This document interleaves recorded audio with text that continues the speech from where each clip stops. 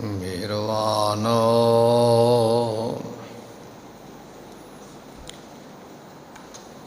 ਸਾਹਿਬ ਮਿਹਰਬਾਨ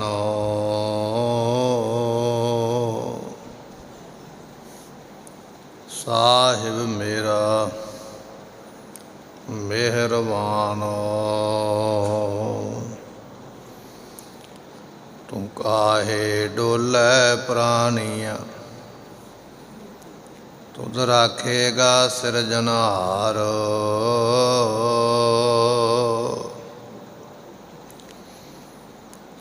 ਜਿਨ ਪਦਾਇਸ਼ ਤੂੰ ਕੀਆ ਸੋਈ ਦੇ ਆਧਾਰ ਘਾਟ ਘਾਟ ਮਾਲਕ ਦਿਲਾਂ ਕਾ ਸੱਚਾ ਪਰਵਦਗਾਰ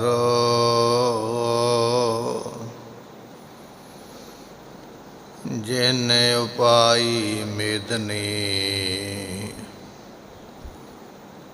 ਸੋਈ ਕਰਦਾ ਸਾਰ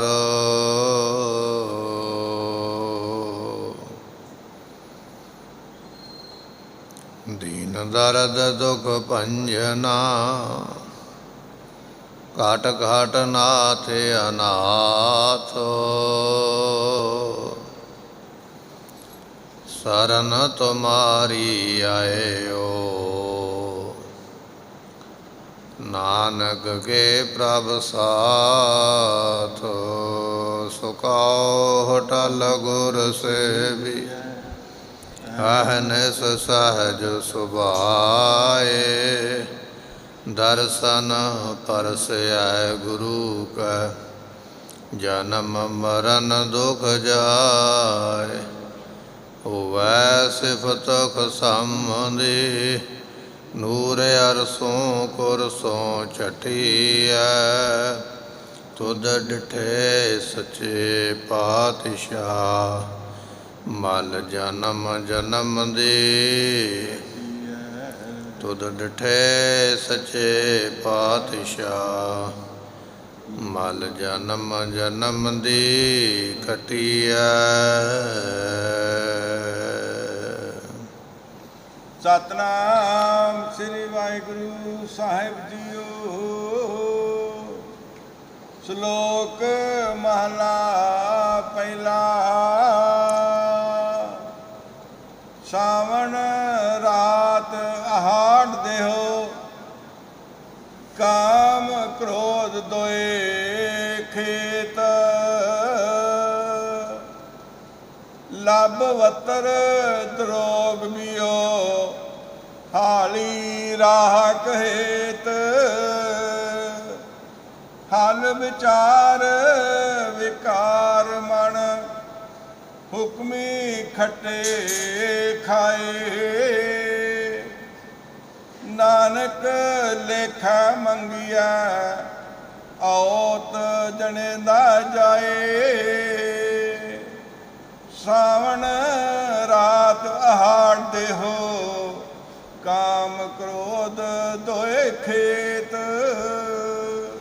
ਵਾਹਿਗੁਰੂ ਜੀ ਕਾ ਖਾਲਸਾ ਵਾਹਿਗੁਰੂ ਜੀ ਕੀ ਫਤਿਹ। ਪਤਿਤ ਪਾਵਨ ਸਤਿਗੁਰੂ ਗਰੀਬ ਨਵਾਜ ਗੁਰੂ ਗ੍ਰੰਥ ਸਾਹਿਬ ਮਹਾਰਾਜ ਜੀਆਂ ਦੀ ਪਵਿੱਤਰ ਹਜ਼ੂਰੀ ਦੇ ਅੰਦਰ ਸਭਾਇਮਾਨ ਹੋ ਰਹੀ ਗੁਰੂ ਕੀ ਸੰਗਤ, ਇਸ ਵੇਲੇ ਸਤਿਗੁਰੂ ਨਾਨਕ ਦੇਵ ਮਹਾਰਾਜ ਸਾਹਿਬ ਜੀਆਂ ਦੀ ਪਵਿੱਤਰ ਬਾਣੀ ਦੀ ਵਿਚਾਰ ਸਰਵਨ ਕਰਨ ਵਾਸਤੇ ਆਪਾਂ ਸਤਿਗੁਰਾਂ ਦੇ ਦਰਬਾਰ ਅੰਦਰ ਸੁਸ਼ੋਭਿਤ ਹੋਏ ਹਾਂ।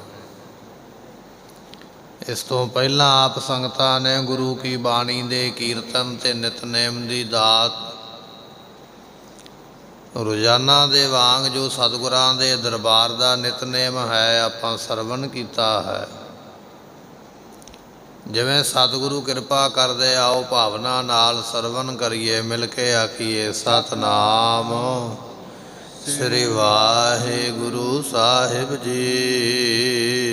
ਸਤਿਨਾਮ ਸ੍ਰੀ ਵਾਹਿਗੁਰੂ ਸਾਹਿਬ ਜੀਓ। ਸ਼ਲੋਕ ਮਹਲਾ ਪਹਿਲਾ। ਪਹਿਲੇ ਪਾਤਸ਼ਾਹ ਧੰਨ ਗੁਰੂ ਨਾਨਕ ਦੇਵ ਮਹਾਰਾਜ ਸਾਹਿਬ ਜੀ ਕਰਤਾਰਪੁਰ ਸਾਹਿਬ ਦੀ ਧਰਤੀ ਤੇ ਬਿਰਾਜੇ ਹੋਏ, ਜਿੱਥੇ ਮਹਾਰਾਜ ਜੀਆਂ ਨੇ ਆਪਣਾ ਪੰਜ ਭੌਤਿਕ ਸਰੀਰ ਤਿਆਗਿਆ ਹੈ। ਇਸ ਜਗ੍ਹਾ ਦੇ ਉੱਪਰ ਮਹਾਰਾਜ ਬਿਰਾਜੇ। ਸਿੱਖਾਂ ਨੇ ਬੇਨਤੀ ਕੀਤੀ, ਮਹਾਰਾਜ ਅਸੀਂ ਜ਼ਿਮੀਂਦਾਰ ਕਿਸਾਨ ਹਾਂ, ਸਾਨੂੰ ਉਪਦੇਸ਼ ਇਸ ਤਰੀਕੇ ਦੇ ਨਾਲ ਦੇਵੋ ਕਿ ਸਾਨੂੰ ਸਮਝ ਆ ਜਾਵੇ। ਸਤਿਗੁਰਾਂ ਨੇ ਜਾਣਿਆ ਵੀ ਕਿਸਾਨ ਦਾ ਕੰਮ ਹੈ ਹਲ ਵਾਹੁਣਾ, ਬਲਦਾਂ ਨੂੰ ਜੋੜਨਾ, ਬੀਜ ਬੀਜਣਾ ਇਤਿਆਦਿਕ, ਪਾਣੀ ਲਾਉਣਾ। ਇਸ ਤਰ੍ਹਾਂ ਜ਼ਿਮੀਂਦਾਰ ਆਪਣੀ ਫਸਲ ਤਿਆਰ ਕਰਦਾ ਹੈ। ਅਤੇ ਮਹਾਰਾਜ ਸਾਹਿਬ ਜੀ ਸ਼ਬਦ ਵੀ ਉਸੇ ਮੁਤਾਬਕ ਹੀ ਬਖਸ਼ਿਆ ਕਿ ਜਿਹਦੇ ਨਾਲ ਸਮਝ ਪੈ ਜਾਵੇ।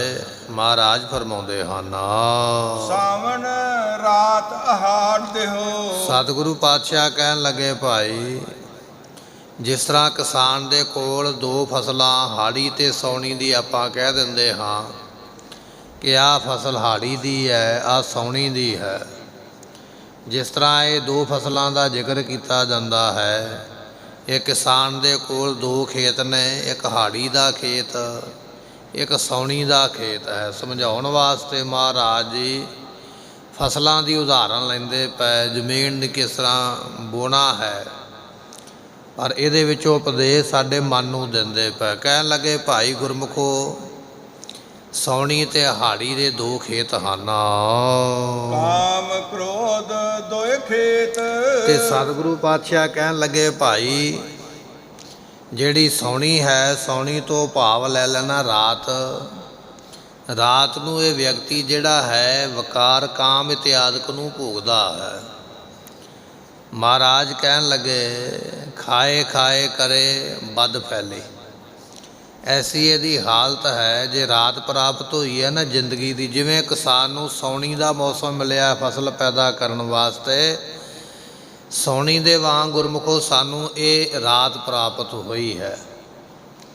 ਅਤੇ ਇਸ ਰਾਤ ਦੇ ਵਿੱਚ ਮਨੁੱਖ ਕੀ ਕਰਦਾ ਹੈ? ਵਿਕਾਰਾਂ ਨੂੰ ਭੋਗਦਾ ਹੈ। ਨਾਮ ਕੀ ਬੇਲਾ ਪੈ ਪੈ ਸੋਇਆ। ਨਾਮ ਜਪਣਾ ਚਾਹੀਦਾ ਸੀ, ਪਰ ਰਾਤ ਨੂੰ ਸੁੱਤਾ ਹੈ, ਜੇ ਉੱਠਦਾ ਹੈ ਤਾਂ ਵਿਕਾਰ ਭੋਗਦਾ ਹੈ। ਰਾਤ ਇਸ ਤਰ੍ਹਾਂ ਬਤੀਤ ਹੋ ਜਾਂਦੀ ਹੈ। ਇਸੇ ਤਰ੍ਹਾਂ ਆਹਾੜ ਦਿਓ, ਹਾੜੀ ਦੀ ਫਸਲ ਕਿਹੜੀ ਹੈ? ਜਿਹੜਾ ਦਿਨ ਪ੍ਰਾਪਤ ਹੋਇਆ ਹੈ।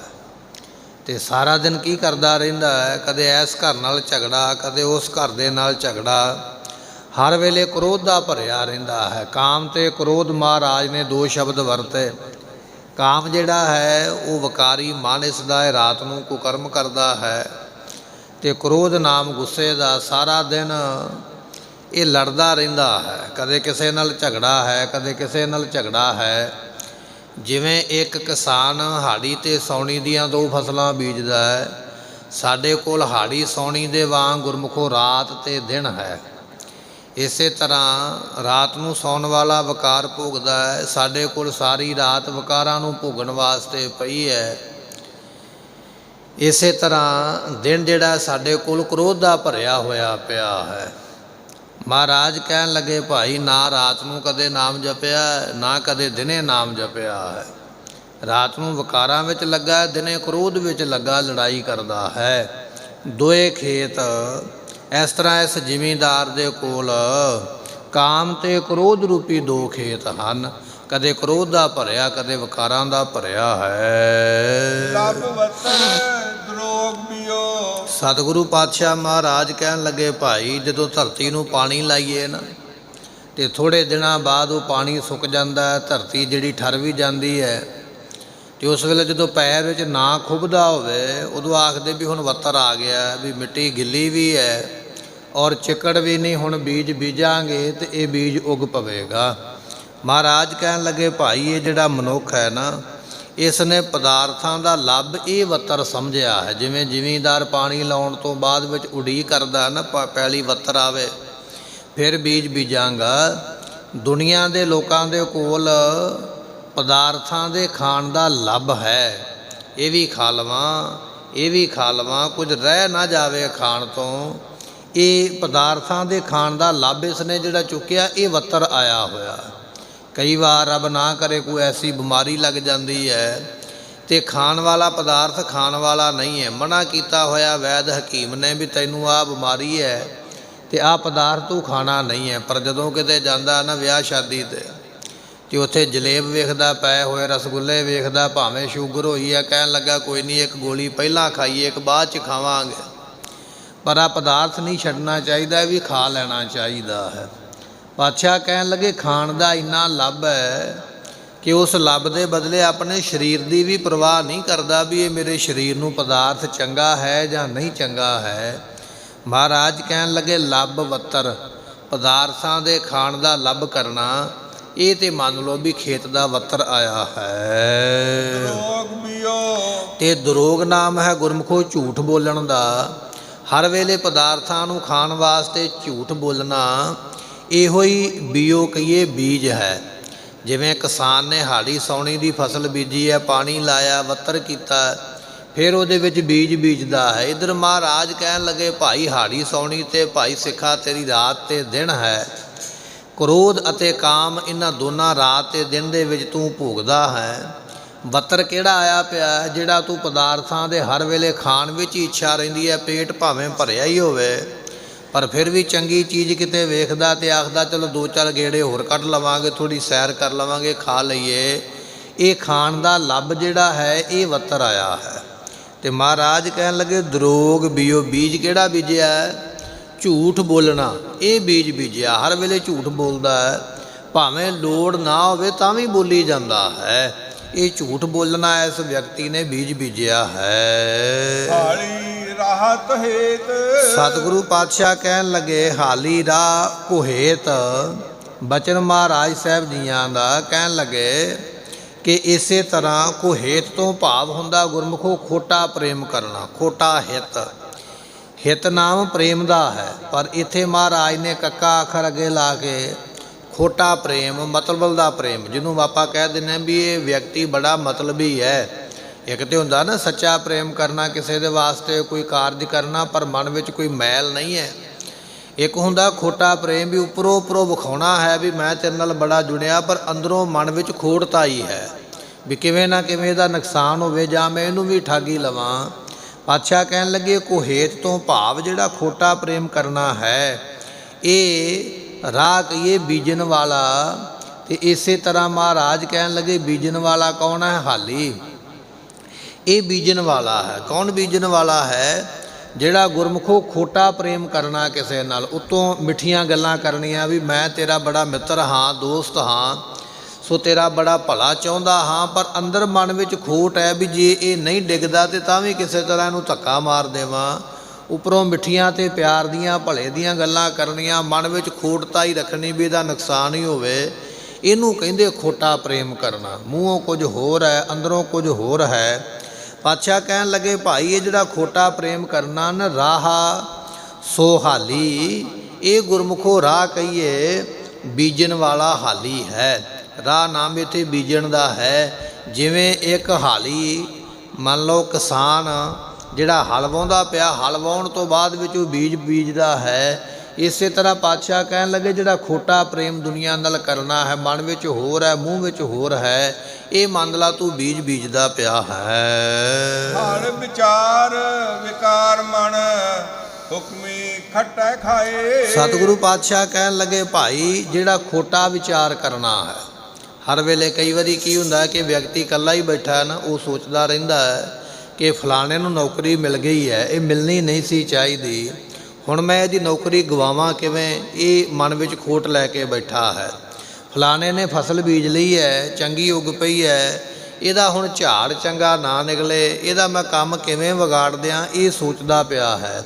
ਕਿਸੇ ਦਾ ਧੀ ਪੁੱਤਰ ਦੇਸ਼ ਵਿਦੇਸ਼ ਚੱਲਿਆ ਜਾਂ ਚੰਗਾ ਪੜ੍ਹਦਾ ਪਿਆ ਹੈ, ਮਨ ਵਿੱਚ ਖੋਟ ਆ ਗਈ ਹੈ ਵੀ ਚੰਗਾ ਪੜ੍ਹਦਾ ਕਿਉਂ ਹੈ, ਇਹ ਨਸ਼ੇ ਵਿੱਚ ਕਿਉਂ ਨਹੀਂ ਲੱਗਾ ਹੈ, ਇਹ ਲੋਕਾਂ ਨਾਲ ਲੜਾਈ ਝਗੜੇ ਨਹੀਂ ਕਰਦਾ ਹੈ। ਇਸ ਤਰ੍ਹਾਂ ਦੇ ਬੁਰੇ ਵਿਚਾਰ ਹੀ ਹਰ ਵੇਲੇ ਦੂਜਿਆਂ ਦੇ ਪ੍ਰਤੀ ਰੱਖਣੇ। ਮਹਾਰਾਜ ਕਹਿਣ ਲੱਗੇ ਖੋਟਾ ਵਿਚਾਰ ਕਰਨਾ ਇਹ ਹੈ ਹਲ, ਜਿਹੜਾ ਜ਼ਿਮੀਂਦਾਰ ਬਲਦਾਂ ਦੇ ਪਿੱਛੇ ਪਾ ਕੇ ਹਲ ਜੋ ਕੇ ਵਾਹੁੰਦਾ ਨਾ, ਜਿਵੇਂ ਟਰੈਕਟਰਾਂ ਦੇ ਪਿੱਛੇ ਹਲ ਪਾਇਆ ਜਾਂਦਾ ਹੈ, ਇਹ ਜਿਹੜੇ ਹਰ ਵੇਲੇ ਖੋਟੇ ਵਿਚਾਰ ਮਨ ਵਿੱਚ ਰੱਖਣੇ, ਇਹੋ ਹੀ ਤੇਰੇ ਕੋਲ ਹਲ ਬੀਜਣ ਵਾਲਾ ਹੈ। ਨਾਨਕ ਲੇਖਾ ਮੰਗਿਆ। ਮਹਾਰਾਜ ਕਹਿਣ ਲੱਗੇ ਹਲ ਵਿਚਾਰ ਵਿਕਾਰ ਮਨ। ਸੋ ਵਿਸ਼ੇ ਵਿਕਾਰਾਂ ਰੂਪੀ ਮਨ ਕਹੀਏ ਬੋਹਿਲ ਹੈ। ਪਹਿਲਾਂ ਫਸਲ ਬੀਜੀ ਹੈ, ਫਿਰ ਉਹ ਵੱਡੀ ਹੋ ਗਈ ਹੈ, ਫਿਰ ਉਸ ਨੂੰ ਕੱਟਿਆ ਗਿਆ, ਫਿਰ ਉਸ ਨੂੰ ਝਾੜਿਆ ਗਿਆ। ਉਹ ਜਿਹੜੇ ਦਾਣੇ ਇੱਕ ਥਾਂ 'ਤੇ ਇਕੱਠੇ ਹੋ ਗਏ ਉਹਨੂੰ ਕਹਿੰਦੇ ਬੋਲ ਲਾਇਆ ਹੈ। ਮਹਾਰਾਜ ਕਹਿਣ ਲੱਗੇ ਭਾਈ ਇਹ ਵਿਸ਼ੇ ਵਿਕਾਰਾਂ ਨੂੰ ਭੋਗਣਾ, ਇਹ ਵਿਕਾਰਾਂ ਦਾ ਹੀ ਬੋਲ ਲਾ ਕੇ ਤੂੰ ਬੈਠਾ ਹੈ। ਜਿਵੇਂ ਕਿਸਾਨ ਨੇ ਫਸਲ ਬੀਜੀ ਹੈ, ਉਸ ਨੂੰ ਫਿਰ ਸਾਂਭਿਆ ਹੈ, ਫਿਰ ਵੱਢਿਆ ਹੈ, ਫਿਰ ਉਸ ਨੂੰ ਉਹਦਾ ਮੁੱਲ ਮਿਲਿਆ ਹੈ ਵੀ ਉਹ ਦਾਣੇ ਇਕੱਠੇ ਕਰਕੇ ਢੇਰ ਲਾ ਲਿਆ, ਹੁਣ ਵੇਚੇਗਾ ਤੇ ਮਾਇਆ ਕਮਾ ਸਕਦਾ। ਇਸੇ ਤਰ੍ਹਾਂ ਆਮ ਲੋਕਾਂ ਨੇ ਕੀ ਕੀਤਾ ਹੈ, ਫਸਲ ਵੀ ਬੀਜੀ ਹੈ। ਕਾਹਦੀ ਬੀਜੀ ਹੈ? ਵਿਕਾਰਾਂ ਦੀ। ਹਰ ਵੇਲੇ ਮਾੜੇ ਕੰਮ ਕੀਤੇ ਤੇ ਫਿਰ ਫਲ ਕੀ ਮਿਲੇਗਾ? ਵਿਕਾਰਾਂ ਦਾ ਹੀ ਢੇਰ ਇਕੱਠਾ ਕਰ ਲਿਆ। ਕਿਧਰੇ ਕਾਮ, ਕਿਧਰੇ ਕ੍ਰੋਧ, ਲੋਭ, ਮੋਹ, ਝੂਠ, ਨਿੰਦਿਆ, ਐਸਾ ਇਹ ਵੱਡਾ ਬੋਝ ਲਾ ਕੇ ਬੈਠਾ ਹੈ। ਹੁਕਮੀ ਖੱਟੇ ਖਾਏ। ਤੇ ਪਾਤਸ਼ਾਹ ਕਹਿਣ ਲੱਗੇ ਹੁਕਮੀ ਦੇ ਹੁਕਮ ਦੇ ਵਿੱਚ ਹੀ ਸ਼ੁਭ ਗੁਣਾਂ ਨੂੰ ਖੱਟਦਾ ਹੈ ਤੇ ਖਾਂਦਾ ਹੈ ਤੇ ਅਕਾਲ ਪੁਰਖ ਦਾ ਹੀ ਹੁਕਮ ਹੈ। ਪਰ ਉਹਦਾ ਹੁਕਮ ਵੀ ਤਾਂ ਹੈ ਕਿਉਂਕਿ ਤੇਰੇ ਕਰਮ ਮਾੜੇ ਨੇ, ਤੇਰੇ ਮਾੜੇ ਕਰਮਾਂ ਕਰਕੇ ਤੂੰ ਇਹ ਕੁਝ ਕਰਦਾ ਪਿਆ ਹੈ। ਉਸ ਹੁਕਮੀ ਦੇ ਹੁਕਮ ਦੇ ਅੰਦਰ ਹੀ ਐਸੇ ਜਿਹੜੇ ਅਸ਼ੁਭ ਗੁਣ ਹਨ, ਸੋ ਉਹਨਾਂ ਨੂੰ ਇਹ ਖੱਟਦਾ ਤੇ ਖਾਂਦਾ ਹੈ। ਨਾਨਕ ਲੇਖਾ ਮੰਗਿਆ। ਸਤਿਗੁਰੂ ਪਾਤਸ਼ਾਹ ਕਹਿਣ ਲੱਗੇ ਭਾਈ ਪਿਆਰਿਆ, ਜਿਸ ਵੇਲੇ ਪਰਲੋਕ ਦੇ ਵਿੱਚ ਲੇਖਾ ਮੰਗਿਆ ਜਾਣਾ ਨਾ, ਜਦੋਂ ਪਰਲੋਕ ਦੇ ਵਿੱਚ ਜਾਵੇਂਗਾ, ਧਰਮ ਰਾਏ ਜਬ ਲੇਖਾ ਮੰਗੇ ਤਬ ਕਿਆ ਮੁਖ ਲੈ ਕੇ ਜਾਏਗਾ। ਜਦੋਂ ਧਰਮਰਾਜ ਦੇ ਦਰਬਾਰ ਵਿੱਚ ਲੇਖਾ ਹੋਵੇਗਾ ਤੇ ਪਾਤਸ਼ਾਹ ਮਹਾਰਾਜ ਫਰਮਾਉਂਦੇ ਹਨ, ਔਤ ਜਣੇਂਦਾ ਜਾਏ। ਉਸ ਵੇਲੇ ਤੂੰ ਔਤ ਤੋਂ ਭਾਵ ਔਂਤਰਾ ਹੀ ਚਲਾ ਜਾਵੇਂਗਾ। ਔਂਤਰਾ ਉਹਨੂੰ ਕਿਹਾ ਜਾਂਦਾ ਹੈ ਜਿਹਦਾ ਧੀ ਪੁੱਤਰ ਕੋਈ ਨਾ ਜਣਿਆ ਜਾਵੇ, ਉਸ ਨੂੰ ਕਹਿੰਦੇ ਔਂਤਰਾ ਹੈ। ਪਾਤਸ਼ਾਹ ਕਹਿਣ ਲੱਗੇ ਤੇਰੇ ਘਰ ਦੇ ਵਿੱਚ ਗਿਆਨ ਰੂਪੀ ਪੁੱਤਰ ਪੈਦਾ ਨਹੀਂ ਹੋਇਆ, ਤੇਰੇ ਘਰ ਵਿੱਚ ਸੰਤੋਖ ਨਹੀਂ ਹੈ, ਤੇਰੇ ਘਰ ਵਿੱਚ ਦਇਆ ਨਹੀਂ ਹੈ, ਹਿਰਦੇ ਰੂਪੀ ਘਰ ਵਿੱਚ ਦਇਆ ਨਹੀਂ, ਸੰਤੋਖ ਨਹੀਂ, ਗਿਆਨ ਨਹੀਂ, ਤੇ ਫਿਰ ਤੂੰ ਸਮਝ ਲਾ ਵੀ ਤੂੰ ਦੁਨੀਆ ਤੋਂ ਔਤਰਾ ਹੀ ਚਲਾ ਗਿਆ, ਤੈਨੂੰ ਕੁਝ ਪ੍ਰਾਪਤ ਨਹੀਂ ਹੈ। ਐਸੀ ਤੇਰੀ ਹਾਲਤ ਹੈ। ਫਿਰ ਇਸੇ ਪੰਕਤੀ ਨੂੰ ਫਰਮਾਉਂਦੇ ਹਨ, ਨਾਨਕ ਲੇਖਾ ਮੰਗਿਆ। ਸਤਿਗੁਰੂ ਕਹਿਣ ਲੱਗੇ ਜਿਸ ਵੇਲੇ ਰੱਬ ਦੀ ਦਰਗਾਹ ਵਿੱਚ ਲੇਖਾ ਲਿਆ ਜਾਂਦਾ ਹੈ, ਔਤ ਜਣੇਂਦਾ ਜਾਏ। ਤੇ ਜਿਹਨੇ ਨਾਮ ਨਹੀਂ ਨਾ ਜਪਿਆ, ਆਪਾਂ ਬਚਨ ਪੜ੍ਹਦੇ ਹਾਂ, ਜਨਨੀ ਜਨੈ ਕੈ ਭਗਤ ਜਨ ਕੈ ਦਾਤਾ ਕੈ ਸੂਰ। ਮਾਂ ਬਾਪ ਨੇ ਪੁੱਤਰ ਤੇ ਜਨਮਿਆ ਹੈ, ਪਰ ਉਹ ਪੁੱਤਰ ਨੇ ਨਾਮ ਨਹੀਂ ਜਪਿਆ, ਸਿਮਰਨ ਨਹੀਂ ਕੀਤਾ ਹੈ, ਭਗਤੀ ਨਹੀਂ ਕੀਤੀ ਹੈ। ਤੇ ਪਾਤਸ਼ਾਹ ਕਹਿਣ ਲੱਗੇ ਉਹ ਮਾਤਾ ਪਿਤਾ ਵੀ ਦੁਨੀਆ ਤੇ ਆਏ, ਸਮਝ ਲਓ ਔਂਤਰੇ ਹੀ ਚਲੇ ਗਏ। ਭਾਵੇਂ ਕਿ ਔਲਾਦ ਵਜੂਦ ਵਿੱਚ ਹੈ, ਪਰ ਉਹ ਔਲਾਦ ਕਾਹਦੀ ਹੈ ਜਿਸ ਨਾਮ ਨੂੰ ਰੱਬ ਵਾਲੇ ਪਾਸੇ ਲਾਇਆ ਹੀ ਨਹੀਂ। ਜਿਸ ਔਲਾਦ ਨੂੰ, ਜੇ ਤੁਹਾਡੀ ਔਲਾਦ, ਤੁਹਾਡੇ ਬੱਚੇ ਨਿਤਨੇਮ ਨਹੀਂ ਕਰਦੇ, ਸਿੱਖ ਦੀ ਰਹਿਤ ਮਰਿਆਦਾ ਨਹੀਂ ਰੱਖਦੇ, ਗੁਰੂ ਘਰ ਆ ਕੇ ਮੱਥਾ ਨਹੀਂ ਟੇਕਦੇ, ਬਾਣੀ ਨਹੀਂ ਪੜ੍ਹਦੇ, ਭਾਵੇਂ ਔਲਾਦ ਪ੍ਰਾਪਤ ਹੀ ਹੈ, ਸਮਝ ਲਓ ਵੀ ਇਹ ਨਾ ਪ੍ਰਾਪਤ ਵਰਗੀ ਹੈ। ਉਸ ਨੂੰ ਵੀ ਔਤਰਾ ਹੀ ਕਿਹਾ ਜਾਂਦਾ ਜਿਸ ਨੇ ਆਪਣੇ ਧੀ ਪੁੱਤਰ ਨੂੰ ਧਰਮ ਕਰਮ ਦੇ ਨਾਲ ਨਹੀਂ ਜੋੜਿਆ ਹੈ। ਸੋ ਆਪਾਂ ਆਪ ਤੇ ਸੰਗਤ ਕਰਦੇ ਹਾਂ, ਗੁਰਦੁਆਰੇ ਵੀ ਆਉਂਦੇ ਹਾਂ, ਮੱਥਾ ਵੀ ਟੇਕਦੇ ਹਾਂ, ਬਾਣੀ ਵੀ ਸੁਣ ਲੈਂਦੇ, ਬਾਣੀ ਪੜ੍ਹ ਵੀ ਲੈਂਦੇ, ਪਰ ਜਿਹੜੀ ਸਾਡੀ ਅੱਗੇ ਆਉਣ ਵਾਲੀ ਨਸਲ ਹੈ, ਸਾਡੇ ਧੀਆਂ ਪੁੱਤਰ ਨੇ, ਪੁੱਤ ਪੋਤਰੇ ਪੜੋਤਰੇ ਨੇ, ਕਦੇ ਉਹਨਾਂ ਦੇ ਉੱਪਰ ਵੀ ਥੋੜ੍ਹਾ ਬਹੁਤਾ ਸਮਾਂ ਲਾਇਆ ਵੀ ਲੈ ਮੈਂ ਤੇਰੇ ਕੋਲ ਬੈਠਦਾ, ਮੈਨੂੰ ਜਪਜੀ ਸਾਹਿਬ ਦੀ ਪਹਿਲੀ ਪੌੜੀ ਸੁਣਾ, ਮੈਂ ਤੇਰੇ ਕੋਲ ਬੈਠਦਾ ਹਾਂ, ਮੈਨੂੰ ਕੋਈ ਅਰਦਾਸ ਦਾ ਹੀ ਇੱਕ ਬੰਦ ਸੁਣਾ, ਕੋਈ ਸ਼ਹੀਦਾਂ ਸਿੰਘਾਂ ਦੇ ਨਾਂ ਸੁਣਾ ਦੇ, ਕੋਈ ਪੰਜਾਂ ਪਿਆਰਿਆਂ ਦੇ ਨਾਮ ਸੁਣਾ। ਨਹੀਂ, ਅਸੀਂ ਕਦੇ ਕੋਲ ਬਿਠਾਇਆ ਹੀ ਨਹੀਂ, ਨਾ ਸਾਡੇ ਕੋਲੋਂ ਬੈਠਣਾ ਚਾਹੁੰਦੇ, ਨਾ ਅਸੀਂ ਇਤਿਹਾਸ ਸਾਨੂੰ ਆਪ ਨੂੰ ਪਤਾ, ਨਾ ਉਹ ਸਾਡੇ ਕੋਲੋਂ ਸੁਣਨਾ ਚਾਹੁੰਦੇ। ਉਹਨਾਂ ਬੱਚਿਆਂ ਨੂੰ ਕਾਰਟੂਨ ਦੇ ਰੂਪ ਦੇ ਵਿੱਚ, ਬੱਚੇ ਜ਼ਿਆਦਾ ਕਾਰਟੂਨ ਵੇਖਦੇ ਨਾ, ਉਧਰ ਨੂੰ ਬੱਚਿਆਂ ਦਾ ਸ਼ੌਂਕ ਜ਼ਿਆਦਾ, ਮੋਬਾਈਲ ਦੇ ਵਿੱਚ ਗੇਮ ਨੂੰ ਖੇਡਦੇ, ਉਧਰ ਨੂੰ ਸ਼ੌਂਕ ਜ਼ਿਆਦਾ, ਤੇ ਉਹਨਾਂ ਬੱਚਿਆਂ ਨੂੰ ਕਾਰਟੂਨ ਦੇ ਰੂਪ ਦੇ ਵਿੱਚ ਨਿੱਕੇ ਨਿੱਕੇ ਨਾਟਕ ਬਣਾ ਕੇ ਬਾਕੀ ਧਰਮਾਂ ਨੇ ਆਪਣਾ ਇਤਿਹਾਸ ਪੜ੍ਹਾ ਦਿੱਤਾ ਬੱਚਿਆਂ ਨੂੰ। ਆਪਣਾ ਇਤਿਹਾਸ ਜੋ ਵੀ ਹੈ ਉਹਨਾਂ ਨੇ ਕਾਰਟੂਨ ਦੇ ਰੂਪ ਦੇ ਵਿੱਚ ਸ਼੍ਰੀ ਕ੍ਰਿਸ਼ਨਾ ਦਾ ਸਾਰਾ ਹੀ ਅਵਤਾਰ ਵਿਖਾ ਦਿੱਤਾ ਵੀ ਭਗਵਾਨ ਕ੍ਰਿਸ਼ਨ ਨੇ ਕੀ ਕੀਤਾ ਹੈ। ਕਾਰਟੂਨ ਦੇ ਰੂਪ ਦੇ ਵਿੱਚ ਹਨੂਮਾਨ ਦੀ ਸਾਰੀ ਕਥਾ ਵਿਖਾ ਦਿੱਤੀ ਹੈ, ਸ਼ਿਵਜੀ ਪਾਰਵਤੀ ਦੀ ਸਾਰੀ ਕਵਿਤਾ। ਉਹਨਾਂ ਨੇ ਯਤਨ ਕਰਕੇ ਵੀ ਬੱਚੇ ਕਾਰਟੂਨ ਵੇਖਦੇ ਨੇ, ਕਾਰਟੂਨ ਦੇ ਜ਼ਰੀਏ ਆਪਣਾ ਸਾਰਾ ਇਤਿਹਾਸ ਬੱਚਿਆਂ ਦੇ ਦਿਮਾਗ ਦੇ ਵਿੱਚ ਪਾ ਦਿੱਤਾ। ਤੁਸੀਂ ਜਾ ਕੇ ਪੁੱਛ ਲਓ ਬੱਚਿਆਂ ਨੂੰ, ਉਹ ਤੁਹਾਨੂੰ ਦੱਸ ਦੇਣਗੇ ਕਈ ਘਟਨਾਵਾਂ ਵੀ ਇਸ ਤਰ੍ਹਾਂ ਹੋਇਆ, ਕਿਉਂਕਿ ਵਿਖਾ ਦਿੱਤਾ ਤੇ ਉਹਨਾਂ ਨੇ ਵੇਖ ਲਿਆ। ਜੋ ਵੇਖਣਾ ਚਾਹੁੰਦੇ ਨੇ ਉਹਨਾਂ ਨੂੰ ਕਾਰਟੂਨ ਦੇ ਰੂਪ ਦੇ ਵਿੱਚ ਸਭ ਕੁਝ ਵਿਖਾ ਦਿੱਤਾ। ਪਰ ਦੂਸਰੇ ਪਾਸੇ ਕਿਤੇ ਆਪਣੇ ਧਰਮ ਦੀ ਗੱਲ ਕਰਕੇ ਵੇਖ ਲਿਓ, ਬੱਚਾ ਤੁਹਾਨੂੰ ਇੱਕ ਵੀ ਜਵਾਬ ਨਹੀਂ ਦੇ ਪਾਏਗਾ। ਉਹਦਾ ਕਾਰਨ ਕੀ ਹੈ? ਅਸੀਂ ਨਾ ਤੇ ਵੱਡੇ ਪੱਧਰ 'ਤੇ ਨਾ ਹੀ ਛੋਟੇ ਪੱਧਰ 'ਤੇ ਇਤਿਹਾਸ ਦੇ ਨਾਲ ਆਪ ਤੇ ਘੱਟ ਜੁੜੇ ਹਾਂ, ਬੱਚਿਆਂ ਨੂੰ ਬਿਲਕੁਲ ਨਹੀਂ ਜੋੜਿਆ ਹੈ। ਸਾਡੇ ਬੱਚੇ ਦੂਰ ਹੋ ਗਏ ਧਰਮ ਤੋਂ, ਮਰਿਆਦਾ ਤੋਂ, ਗੁਰੂ ਦੇ ਗਿਆਨ ਤੋਂ। ਜੇ ਸਕੂਲ ਵਿੱਚ ਜਾਂਦੇ ਨੇ ਉੱਥੇ ਈਸਾਈ ਮਤ ਦਾ ਪ੍ਰਚਾਰ ਕੀਤਾ ਜਾਂਦਾ, ਕਿਉਂਕਿ ਬਹੁਤੇ ਸਕੂਲ ਇਹਨਾਂ ਦੇ ਕੋਲ ਨੇ। ਸਕੂਲ ਦੇ ਵਿੱਚੋਂ ਵੀ ਧਰਮ ਦਾ ਗਿਆਨ ਕਹਿੰਦੇ ਪੰਜਾਬੀ 'ਤੇ ਬੋਲੋ ਹੀ ਨਾ, ਬਾਣੀ ਦੀ ਗੱਲ ਤੇ ਕਰੋ ਹੀ ਨਾ। ਦੂਜੇ ਧਰਮ ਜੋ ਮਰਜ਼ੀ ਕਰੀ ਜਾਣ, ਪਰ ਤੂੰ ਸਿੱਖ ਨਹੀਂ ਕਰ ਸਕਦਾ ਹੈ। ਨਾ ਸਕੂਲ ਵਿੱਚੋਂ ਗਿਆਨ ਹੈ, ਨਾ ਸੋਸ਼ਲ ਮੀਡੀਆ ਤੋਂ ਸਾਨੂੰ ਗਿਆਨ ਮਿਲਦਾ ਪਿਆ, ਅਤੇ ਨਾ ਹੀ ਸਾਡੇ ਜਿਹੜੇ ਧਾਰਮਿਕ ਅਦਾਰੇ ਨੇ, ਸੰਸਥਾਵਾਂ ਨੇ, ਉਹ ਵੀ ਕੋਈ ਐਸਾ ਯਤਨ ਨਹੀਂ ਕਰਦੀਆਂ ਵੀ ਛੋਟੇ ਬੱਚਿਆਂ ਨੂੰ ਕਿਵੇਂ ਜੋੜਿਆ ਜਾਵੇ। ਇਕੱਲੀ ਤਰੱਕੀ ਨੂੰ ਕੀ ਕਰਾਂਗੇ ਜੇ ਬੱਚੇ ਧਰਮ ਦੇ ਨਾਲੋਂ ਟੁੱਟ ਗਏ। ਅੰਗਰੇਜ਼ ਨੇ ਸਾਰੀ ਦੁਨੀਆ 'ਤੇ ਰਾਜ ਕੀਤਾ ਹੈ, ਕਹਿੰਦੇ ਵੀ ਉਹਦੇ ਰਾਜ ਦੇ ਵਿੱਚ ਸੂਰਜ ਨਹੀਂ ਸੀ ਡੁੱਬਿਆ ਕਰਦਾ, ਐਡਾ ਵੱਡਾ ਗੋਰੇ ਅੰਗਰੇਜ਼ ਦਾ ਰਾਜ ਹੋਇਆ। ਪਰ ਚਰਚ ਤੇ ਅੱਜ ਉਹਨਾਂ ਦੇ ਵੀ ਖਾਲੀ ਪਏ, ਕੋਈ ਉਹਨਾਂ ਦੀ ਨਵੀਂ ਪੀੜ੍ਹੀ ਚਰਚ ਵਿੱਚ ਜਾਣ ਨੂੰ ਤਿਆਰ ਨਹੀਂ ਹੈ। ਦੁਨੀਆ 'ਤੇ ਰਾਜ ਕਰਨ ਵਾਲੇ ਧਾਰਮਿਕ ਪੱਖੋਂ ਹਾਰ ਗਏ, ਤੇ ਅਸੀਂ ਤੇ ਰਾਜ ਦੇ ਪੱਖੋਂ ਵੀ ਹਾਰੇ ਹੋਏ ਹਾਂ। ਨਾ ਸਾਡੇ ਕੋਲ ਰਾਜ ਦਾ ਦਾਅਵਾ ਹੈ। ਰਾਜ ਨੂੰ ਤੇ ਚਲੋ ਛੱਡੋ, ਮਹਾਰਾਜ ਕਿਰਪਾ ਕਰੇਗਾ ਤਾਂ ਆਪਣੇ ਆਪ ਹੀ ਸਭ ਸਬੱਬ ਬਣ ਜਾਂਦਾ। ਪਰ ਧਾਰਮਿਕ ਤੌਰ 'ਤੇ ਵੀ ਸਾਡੇ ਬੱਚੇ ਧਰਮ ਤੋਂ ਬੜੇ ਦੂਰ ਚਲੇ ਗਏ। ਧਰਮ ਤੋਂ ਬੱਚਾ ਦੂਰ ਜਾਂਦਾ ਹੈ, ਫਿਰ ਹੌਲੀ ਹੌਲੀ ਮਾੜੀ ਸੰਗਤ ਵਿੱਚ ਪੈ ਜਾਂਦਾ, ਫਿਰ ਨਸ਼ਿਆਂ ਵਿੱਚ ਪੈ ਜਾਂਦਾ ਹੈ। ਤੇ ਅੱਜ ਕੱਲ੍ਹ ਬਹੁਤਾਤ ਪੰਜਾਬ ਦੇ ਬੱਚੇ ਜਿਹੜੇ ਨੇ 80% ਆਪਾਂ ਕਹਿ ਸਕਦੇ ਆ ਵੀ ਨਸ਼ੇ ਦੀ ਗ੍ਰਿਫਤ ਵਿੱਚ ਨੇ, ਭਾਵੇਂ ਕੋਈ ਮੰਨੇ ਤੇ ਭਾਵੇਂ ਕੋਈ ਨਾ ਮੰਨੇ। ਬਾਹਰ ਦੁਨੀਆਦਾਰੀ ਵਿੱਚ ਆਪਾਂ ਇਹ ਗੱਲ ਬੜੀ ਕਰਦੇ ਕਿ ਮੇਰਾ ਬੱਚਾ ਤੇ ਬਚਿਆ ਹੈ, ਪਰ ਸਾਨੂੰ ਪਤਾ ਹੁੰਦਾ ਵੀ ਇਹ ਕਿੰਨਾ ਕੁ ਬਚਿਆ ਹੈ। ਅਸੀਂ ਦੁਨੀਆ ਦੇ ਮਿਹਣੇ ਤਾਣੇ ਤੋਂ ਡਰਦੇ ਹੋਏ ਆਪਣੇ ਬੱਚੇ ਨੂੰ ਬੜਾ ਕਲੀਅਰ ਸਰਟੀਫਿਕੇਟ ਦਿੰਦੇ ਆ ਵੀ ਇਹ ਕਿਸੇ ਗੱਲ ਵਿੱਚ ਨਹੀਂ ਹੈ, ਪਰ ਉਹ ਅੰਦਰੋਂ ਨਸ਼ੇ ਦੀ ਗ੍ਰਿਫਤ ਵਿੱਚ ਹੈ। ਪਤਾ ਉਦੋਂ ਲੱਗਦਾ ਜਦੋਂ ਮਾੜਾ ਸੁਣਿਆ ਮਿਲ ਜਾਂਦਾ ਹੈ। ਸੋ ਬਹੁਤਾਤ ਬੱਚੇ ਜਿਹੜੇ ਨਸ਼ੇ ਵਿੱਚ ਡੁੱਬ ਚੁੱਕੇ ਨੇ, ਉਹਦਾ ਕਾਰਨ ਇਹ ਹੈ ਧਰਮ ਤੋਂ ਦੂਰ ਜਾਣਾ, ਬਾਣੀ ਤੋਂ ਦੂਰ ਜਾਣਾ, ਮਾੜੀ ਸੰਗਤ ਵਿੱਚ ਪੈਣਾ, ਤੇ ਮਾੜੀ ਸੰਗਤ ਵਿੱਚੋਂ ਫਿਰ ਨਸ਼ੇ ਵਿੱਚ ਪੈ ਜਾਣਾ।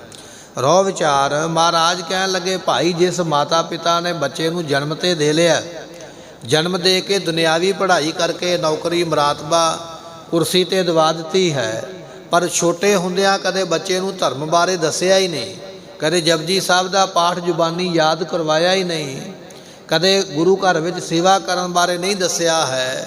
ਤੇ ਕਹਿਣ ਲੱਗੇ ਭਾਈ ਉਹ ਬੱਚਾ ਫਿਰ ਰਹਿ ਗਿਆ ਨਾ ਗੁਰੂ ਦੇ ਗਿਆਨ ਤੋਂ ਖਾਲੀ। ਐਸੇ ਮਾਤਾ ਪਿਤਾ ਜਾਣ ਲਓ ਵੀ ਦੁਨੀਆ ਤੋਂ ਔਤਰੇ ਹੀ ਚਲੇ ਗਏ। ਉਹ ਦੁਨੀਆ 'ਤੇ ਆਏ ਨਾ ਆਏ ਇੱਕ ਬਰਾਬਰ ਨੇ, ਜਿਹੜੇ ਆਪਣੇ ਪੁੱਤਰ ਨੂੰ ਧਰਮ ਦੇ ਨਾਲ ਨਹੀਂ ਜੋੜ ਸਕੇ। ਐਸੇ ਮਾਤਾ ਪਿਤਾ ਦੁਨੀਆ 'ਤੇ ਆਏ ਨਿਸਫਲ ਹਨ, ਕਿਸੇ ਕੰਮ ਨਹੀਂ ਆਏ ਹਨ। ਮਹਲਾ ਪਹਿਲਾ ਭਉ ਭੋਏ ਪਵਿੱਤ ਪਾਣੀ। ਸਤਿਗੁਰੂ ਪਾਤਸ਼ਾਹ ਮਹਾਰਾਜ ਨੂੰ ਪੁੱਛਿਆ, ਸਤਿਗੁਰੂ ਇਹ ਤੇ ਆਪ ਜੀਆਂ ਨੇ ਵਕਾਰ ਦੱਸੇ ਵੀ ਬੰਦਾ ਵਕਾਰਾਂ ਦਾ ਭਰਿਆ ਹੈ, ਹੁਣ ਕਿਰਪਾ ਕਰਕੇ ਮਹਾਰਾਜ ਚੰਗੇ ਗੁਣ ਵੀ ਦੱਸੋ ਵੀ ਕਿਵੇਂ ਪ੍ਰਾਪਤ ਹੁੰਦੇ ਨੇ। ਉਹ ਵੀ ਮਹਾਰਾਜ ਖੇਤੀ ਦੀ ਉਦਾਹਰਨ ਦਿਓ, ਦ੍ਰਿਸ਼ਟਾਂਤ ਖੇਤੀ ਦਾ ਹੋਵੇ ਤਾਂ ਸਾਨੂੰ ਸਮਝ ਪਵੇਗੀ।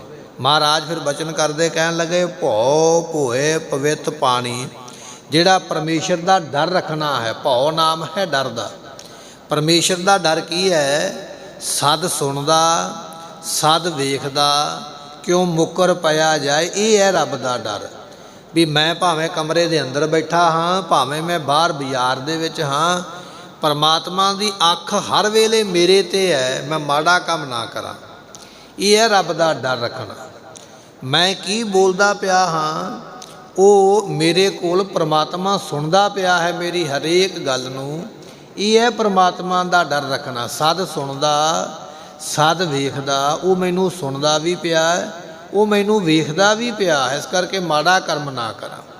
ਆਪਾਂ ਹੱਥ ਵਿੱਚ ਕੜਾ ਪਾ ਲੈਂਦੇ ਨਾ, ਗੁਰੂ ਗੋਬਿੰਦ ਸਿੰਘ ਮਹਾਰਾਜ ਦਾ ਕਕਾਰ ਹੈ, ਤੇ ਕੜਾ ਕੱਲਾ ਅਹਰਨ ਦੀ ਸ਼ਕਤੀ ਘਾਟ ਪੂਰੀ ਕਰਨ ਵਾਲਾ ਨਹੀਂ ਹੈ ਵੀ ਕੱਲਾ ਲੋਹੇ ਦੀ ਘਾਟ ਪੂਰੀ ਕਰਦਾ ਹੈ।